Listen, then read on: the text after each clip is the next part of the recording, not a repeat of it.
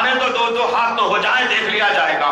ابو جہل بھڑک اٹھا، تمام کے تمام خبروں میں تمام کی طرف سرزمین پر اعلان کروایا اور کہا کہ اے لوگوں جمع ہو جاؤ ایک ایسے کام کے لیے، اگر آج یہ کام انجام ہو گیا تو پھر یاد رکھنا عرب کی سرزمین پر ابو جہل کی حکمرانی چلے گی، پھر حبل کو کوئی برا نہیں کہے گا، لات اور منات کی عزتیں بچے گی، یغوث اور نصر کی خاندانی منصوبہ بندی پر عمل کیا جائے گا کہ محمد کا دین آج ختم کر کے رہوں گا۔ آواز کو جملوں کو کستا ہوا تمام معاشرے سے گشت لگاتا ہوا سمیہ رضی اللہ تعالیٰ کا گھر کا رخ کرتا ہے، گھر کے سامنے جا کر کے رکا، تمام کے تمام احباب کو جمع کر لیا، پورے کا پورا مندہ جمع ہے، ہر آدمی جو شوقیہ تھا تماشا دیکھنے کا، ہر آدمی جمع ہوا ہے۔ ایک ہی خاندان کے 3 لوگ کسمہ پرسی کی حالت میں گھر میں بڑے ہوئے ہیں، گھر کا کواڑ بند ہے۔ ابو جہل آ کر کے آواز دی، اے عمار، اے یاسر، اے سمیہ، خیر چاہتے ہو تو باہر آنا۔ باہر نہیں آیا گیا، گھر سے آواز نہیں آئی۔ ابو جہل نے کہا دروازہ توڑ دیا جائے، دروازے کو توڑا گیا، تینوں کو پکڑ کر باہر لایا گیا۔ سمیہ رضی اللہ عنہا کی حالت بڑی خراب تھی، ضعیفی کے عالم میں تھی۔ ابو جہل نے سر کے بال کو پکڑا، گھسیٹتا ہوا لایا، لوگوں کے درمیان میں ڈال کر کہا اے سمیہ، میں تجھے جان بخشی کی اجازت دیتا ہوں، وعدہ کرتا ہے ابو الحکم تجھے تیری جان کو بخش دیا جائے گا، تجھ کو معاف کر دیا جائے گا، لیکن ایک شکل میں کہ تو محمد صلی اللہ علیہ وسلم کے دین سے واپس آ جائے اور ہمارے دین پر تو قائم ہو جائے تو تجھ کو بخش دیا جائے گا، تجھے جان کو بخش دیا جائے گا، کوئی تکلیف نہیں دی جائے گی۔ ایمان والی اس امت کی غیور خاتون نے جو جملے ادا کیے تھے، آج محدثین، مورخین، تمام کے تمام مفسرین نے ان جملوں کو بہو رکھا ہے۔ عزیزان محترم، کبھی آئیے اسلام کی تاریخ کی طرف کہ وہ عورت جس کو ابھی ٹھہرنے کی صلاحیت نہیں، جس کی ہڈیاں کمزور ہو چلی ہے، جس کے سر کے بال سفید ہے، وہ عورت پلٹ کر کہتی ہے اے ابو جہل، تو کیا جانتا ہے اس مٹھاس کو جو دل میں جس کے پائبست ہو جائے سانس کے ساتھ ہی نکلتی ہے، تو جو چاہے سزا دے لینا، لیکن سمیہ اب محمد صلی اللہ علیہ وسلم کے دین سے پھرنے والی نہیں ہے۔ جملوں کو اختیار کیا، ابو جہل کو جوش آیا، پھر ایک موقع دیتا ہوں، اے بڑھیا سدھر جانا۔ پھر ایمان والی عورت نے آواز دی، نہیں ہرگز نہیں ہو سکتا۔ تیسری مرتبہ پھر کہا اب تو آخری مرحلہ ہے، آخری مرحلہ، اب آواز دوں گا، سدھر گئی تو بہتر، ورنہ تیرا وہ انجام کروں گا، تیرے اہل و عیال کا وہ انجام کروں گا۔ رہے تھے دنیا تک لوگ یاد رکھ کر اسلام کی طرف جانے سے ڈر جائیں گے لوگ۔ بڑھیا نے کہا تو ظالم اور جابر ہے، تو جو چاہے کر سکتا ہے کر لے، لیکن میں اپنے ایمان سے پھرنے والی نہیں۔ سیف شوہر کھڑا ہوا ہے، لکڑی کو تھاما ہوا، جوان بیٹا عمار رضی اللہ تعالیٰ عنہ کھڑا ہوا ہے، اپنی ماں کے منظر کو دیکھ رہا ہے۔ اتنے میں سارے معاشرے میں گشت ہو گئی بات کہ ابو جہل اب سمیہ رضی اللہ تعالیٰ عنہ کے ساتھ بے عزتی کرنے والا ہے، ان کی بے حرمتی کرنے والا ہے۔ نبی کریم صلی اللہ علیہ وسلم کو معلوم ہوئی بات، میرے اولاد کیا ہے، دھیرے دھیرے کشا با کشا قدموں کو ڈالتے ہوئے اس منظر کی طرف آئے جہاں ایک شہادت ہونے والی ہے، جہاں ایک خاتون کو اسلام کے نام پر شہید کیا جانے والا ہے۔ آ کر نبی میرے اولاد کے آقا کھڑے ہو گئے، ابو الحکم کی طرف دیکھا تو مردوں کی طرف دیکھا، ایک ضعیف ایک نوجوان اور چت لیٹی ہوئی ضعیف خاتون کپ کپاتی ہوئی دیکھا، کہا اے سمیہ، اللہ نے موقع دیا ہے، آج چاہتی ہے اپنے ایمان کو بچانا ہے یا اپنی جان کو بچانا ہے، اللہ امتحان لینے پر آمدہ ہے۔ سمیہ نے اپنے آقا کی طرف دیکھا اور اپنے نگاہوں کو نیچے کرتے ہوئے کہا آقا، جس کا چہرہ نگاہوں میں بس جائے، جس کی تعلیم سینے میں پیوست ہو جائے، وہ جان دینا گوارا کرتا ہے لیکن آپ کی عزت پر آنچ آنا گوارا نہیں کرتا۔ ابو جہل کو غصہ آیا، ایک ساتھی کے ہاتھ سے برچھی کھینچا اور اتنی زور سے سمیہ رضی اللہ تعالیٰ عنہ کے شرمگاہ کے اندر برچھی کو مار دیا، خون کا فوارہ نکلا۔ ایمان والی عورت وہاں پر ڈھیر ہو گئی۔ نبی محترم صلی اللہ علیہ وسلم نے کہا جب کوئی اسلام کے خاطر مارا جاتا ہے، جس کے جسم سے خون نکلتا ہے، اس کا خطرہ خون زمین پر گرنے سے پہلے اللہ تعالیٰ اس کی مغفرت فرما دیتا ہے۔ سمیہ رضی اللہ تعالیٰ عنہ کی شہادت اس بات کی گواہی ہے کہ پہلی شہادت اسلام کے لیے کوئی ہوئی ہے وہ سمیہ رضی اللہ تعالیٰ عنہ کی تھی۔ عزیزان محترم، ان تاریخ کو کب تک تم پامال کرتے رہو گے؟ کب تک تم ان تاریخ کو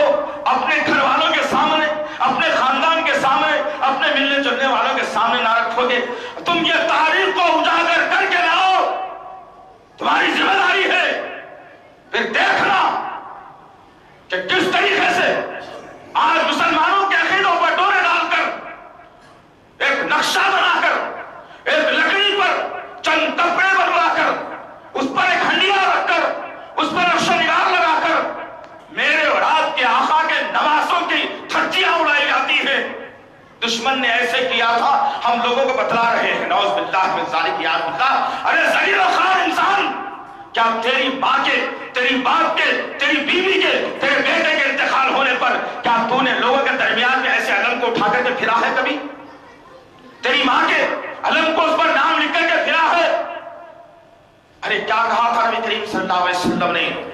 میری بیٹی فاطمہ تمام عورتوں کی جنت میں سردار رہے گی۔ اللہ اکبر۔ آج اسی کے نام کا علم اٹھا کر تمام سنی لوگ جمع ہو کر اس شر کو فوقیت دے رہے ہیں۔ اس شر کو ہم نے جنم دیا، اس شر کو ہم نے پناہ دی۔ کیا آج بی بی فاطمہ کا علم آ رہا ہے؟ تمام لوگ دیکھنے کے لیے کھڑے ہو گئے، نعوذ باللہ من ذالک، یا باللہ یا رب۔ ارے وہ ماں جس نے کہا تھا حضرت علی سے، اے علی یاد رکھنا، اگر میرا انتقال ہو جائے تو دن کے اجالے میں اگر فاطمہ کا انتقال ہوتا ہے تو رات کے اندھیرے میں اس کے جنازے کو لے جانا تاکہ وہ دیکھ نہ سکے میرے جنازے کو۔ آج اس کی حالت کو تمام انسانوں کے سامنے ذلیل کیا جاتا ہے اور کوئی آواز اٹھا کر بولنے سے قاصر رہا۔ یہ تاریخ ہے ہماری۔ حسین کو بدنام کیا گیا شہادت کے نام پر، فاطمہ کو بدنام کیا گیا شہادت کے نام پر۔ ایک شہادت اسلام کی ہوئی ابتدائی دور میں حضرت سمیہ رضی اللہ تعالیٰ عنہ کی۔ نبی کریم صلی اللہ علیہ وسلم نے دلاسا دیا، شوہر اور بیٹے کو کہا کہ تمہاری ماں کا مقام اللہ نے وہ بڑھا دیا ہے جو اس کو دنیا میں نہیں مل سکتا تھا۔ معاملہ آگے بڑھنے لگا، 13 سال تک ظلم و بربریت کا ننگا ناچ ایمان والوں کے ساتھ میں عرب کی سرزمین پر ہوتا رہا، مکے کی سرزمین پر ہوتا رہا۔ اللہ کے حکم سے نبی محترم صلی اللہ علیہ وسلم نے ہجرت کرتے ہوئے مدینے کا رخ کیا۔ مدینے کی سرزمین پر اسلامی مملکت کا وجود عمل میں آیا۔ 1 سال کا عرصہ گزرا، سن 2 ہجری شروع ہوئی۔ اسی سال اللہ رب العزت نے روزوں کی بھی فرضیت کا حکم دیا، اور اسی سال اللہ رب العزت نے جنگ بدر کے معرکہ کا بھی اعلان کر دیا۔ اب جنگ ہو رہی ہے پہلی جنگ اسلام کی۔ میں مختصر تاریخ رکھوں تاکہ آخر میں آؤں بتاؤں تو صحیح ان کا کچا چٹھا کیا ہے جو آج ہم جیسے مسلمانوں کو ظلم و بربریت کا شکار بناتے ہوئے اور ہمارا نام لے کر کے آج نبی کے گھرانے کو بدنام کیا جا رہا ہے، اور مسلمان مزے سے شربت پی پی کر کہہ رہا ہے کہ یہی وہ طریقہ ہے، یہی وہ طریقہ ہے، یہی وہ طریقہ ہے۔ اسلامی مملکت کا وجود عمل میں آیا، جنگ بدر کا معرکہ پیش آیا۔ کس نے پہلی شہادت دی تھی؟ جنگ بدر کبریٰ کی۔ مسلمانوں کو معلوم نہیں تھا جنگ کی حکمت عملی کیا ہوتی ہے، اسلام کے لیے لڑنا اور کس طریقے سے دشمن سے بچنا ہے۔ جنرل عام لڑائیاں ہوتی لیکن جنگی حکمت عملی سے مسلمان ناواقف تھا۔ اب لڑائی کا معرکہ شروع ہوا، جنگ چل رہی ہے، ایک دوسرے پر تلواریں برس رہی ہیں۔ انہی ماحول میں 2 چھوٹے چھوٹے بچے سہل اور سہیل، جن کی عمریں 8 سے 10 سال کے درمیان میں ہیں، ایک صحابی کے قدموں کے پاس آئے اور کرتا پکڑ کر کھینچنے لگے۔ کہا چچا جان ذرا بتانا تو صحیح، ان لڑنے والوں میں ابو جہل کون ہے؟ اس نے پوچھا، اس بڑے آدمی نے پلٹ کر پوچھا کہ ماجرا کیا ہے، تم ابو جہل کا کیا کرنا چاہتے ہو؟ کہا کہ ہم اسے مار ڈالیں گے۔ اللہ اکبر۔ اور کرو زیدان محترم، چھوٹے چھوٹے بھی بچے ہیں نابالغ، لیکن اتنا جذبہ ہے کہ دشمن کو پسپا کرنے کا ارادہ ہے ان کا۔ آج برسوں سے تمہارے درمیان میں دشمن پڑ رہا ہے، تم اس کے ساتھ تجارت بھی کرتے ہو، رشتہ داری بھی کرتے ہو، اس کے گھر کھانا بھی کھاتے ہو، اس کی دعوت میں شریک بھی ہوتے ہو۔ تم کو پتہ ہی نہیں ہے کہ اس نے اپنے گھر میں جو ماحول سجا اور بنا رکھا ہے وہ کتنے میرے نبی کو گالیاں دی جاتی ہوگی، کتنے ابوبکر صدیق پر لعن طعن کیا جاتا ہوگا، کتنا حضرت عائشہ صدیقہ رضی اللہ تعالیٰ عنہ کی عزت کی دھجیاں اڑائی جاتی ہوگی، لیکن اس کے باوجود تم چاہتے ہو کہ میرے تعلقات خراب نہ ہو. لیکن ابھی بدر کے معرکے میں دو ننھے بچوں نے کہا بتاؤ چچا جان کون ہے ابو جہل, ہم اس کا خاتمہ کر دیں گے. اسلام کے لیے شہید ہونے کا جذبہ معصوموں میں بھی تھا. لیکن آج معاملہ تو کچھ اور ہے کہ آدمی اپنے چہرے پر اگتی ہوئی داڑھی کو برداشت نہیں کرتا تو اسلام کے لیے کیا قربانی دے گا. اسے اتنی چبھتی ہے چہتے ہوئے اٹھتی ہوئی داڑھی, روز شہید کر دیتا ہے, روز شہید کرتا ہے, روز شہید کرتا ہے اور کہتا ہے کہ اے داڑھی تو اگتی ہی کیوں ہے, میں تو نبی کا دشمن, اسلام کا دشمن, اللہ کا دشمن, تو میرے چہرے پر اٹھ اٹھ کر مجھے کیوں دشمن بنا رہی ہے. استغفر اللہ ربی. دو بچوں نے اٹھے اور پھر مجمع میں گھس کر اتنی زور سے ابو جہل کے پیروں پر وار کیا کہ ابو جہل زمین پر دھڑ دھڑ کر کے گرا. دو بچوں نے مل کر کے ابو جہل پر بھی وار کرنے والے ہیں. پیچھے سے ابو جہل کا ساتھی دیکھا اور دونوں بچوں کو تلوار کے زد میں لا کر شہید کر دیا گیا. اللہ اکبر. سن 2 ہجری. ذہن میں رکھو تاریخوں کو, پتا چلے کہ حقیقت کیا ہے آخر, صداقت کیا ہے آخر. بچے شہید ہوئے. نبی کریم صلی اللہ علیہ وسلم کے سامنے جب لایا گیا تو نبی کے مساجد دیکھ کر مسکرانے لگے. اس لیے اسلام کے خاطر جو جان دیتا ہے نبی کو معلوم تھا اس کا مقام مرتبہ کیا ہونے والا ہے. بات آگے بڑھی. 4-5 ہجری تک 6 ہجری تک حالات معمول کے مطابق چلتے رہے. پھر جنگ احد کا اعلان ہوا. پھر معلوم ہوا کہ دشمن سے بھیڑنا اور لڑنا ہے, اسلام کے دشمن کو تباہ تاراج کرنا ہے. ایمان والوں کے اندر بدر کے کارنامے ذہن میں تھے, بدر کا سارا منظر ذہن میں تھا.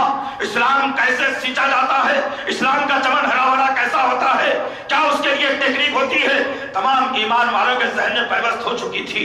ایسے ماحول میں اب احد کا معرکہ پیش آنے والا ہے. احد کے میدان میں تمام لوگ جمع ہو گئے. ایک طرف ایمان والے, ایک طرف ابھی ایمان نہ لائی ہوئی شخصیت حضرت خالد رضی اللہ تعالیٰ. یہ لوگ جو جب مل کر کے اسلام کے خلاف میں آنا شروع ہوئے, جب اسلام کے اور ایمان والوں کی جنگ ہوئی, پہلے تو کامیابی ملی لیکن ایک مسلمانوں کی ایمان والوں سے لفزش ہوئی جس پر پانسا پلٹ گیا اور پھر دشمن مسلمانوں پر غالب آ گیا. نبی کریم صلی اللہ علیہ وسلم کے دندان مبارک شہید ہوئے. 2 گھنٹے تک میرے اور آپ کے آقا بے ہوش پڑے رہے. ہر آدمی کے کان تک بات پہنچا دی گئی کہ نبی کریم صلی اللہ علیہ وسلم نعوذ باللہ شہید کر دیے گئے. صحابہ میں بحران مچ گیا. ہجرت کے لیے تیار ہوئے صحابہ کرام. لڑائی شروع ہوئی. ایک منظر پھر وہ بھی آیا کہ 2-3 ایک ہی جنگ کے اندر مضبوط شہادتیں ہوئی اسلام کے خاطر. مضبوط شہادتیں 3 لوگوں کی جس پر نبی نے اپنے آنکھوں سے قیمتی آنسوؤں کو بہا دیا. پہلی شہادت حضرت حمزہ رضی اللہ تعالیٰ عنہ کی ہوئی. حمزہ رضی اللہ تعالیٰ عنہ خاص نبی کریم صلی اللہ علیہ وسلم کے چچا, بالکل عمر میں بھی بالکل آس پاس کا تعلق دونوں کا. کم عمر یہ اور کم عمر وہ, دونوں کی عمر برابر برابر چل رہی. اور وہ چچا جو اپنے بھتیجے کے لیے ڈھال بنا ہوا تھا, جو جس سے دشمن انتہائی کرناک اور بھاگ جایا کرتا تھا. نبی کریم صلی اللہ علیہ وسلم نے جنگ کے بعد دیکھا منظر کو, قریب آئے اور دیکھ کر کے آنکھوں سے آنسو جاری ہونے لگے. آواز کو سینے میں روک لیا. صحابہ نے پوچھا یا رسول اللہ کیوں آپ رو رہے ہیں؟ کہا کہ تم کیا جانتے ہو میرے اس چچا کے بارے میں؟ یہ میری ڈھال تھی, یہ میری طاقت تھی, یہ میری علم تھا. یہ جب چلا گیا تو تمہارا محمد کمزور نظر آ رہا ہے. حضرت حمزہ رضی اللہ عنہ لاش پڑی ہوئی ہے, سینہ چاک کیا ہوا ہے. ایک عورت جو نبی کریم صلی اللہ علیہ وسلم کی ساس ہونا تھا, ایک عورت جو ابو سفیان کی بیوی تھی,